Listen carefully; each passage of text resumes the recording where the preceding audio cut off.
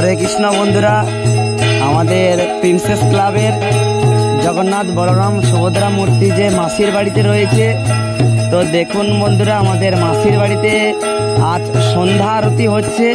তো দেখুন আমাদের প্রিন্সেস ক্লাবের মহাপ্রভু কি কিরকম মাসির বাড়িতে রয়েছে, আরতি হচ্ছে, দেখতে যাবে।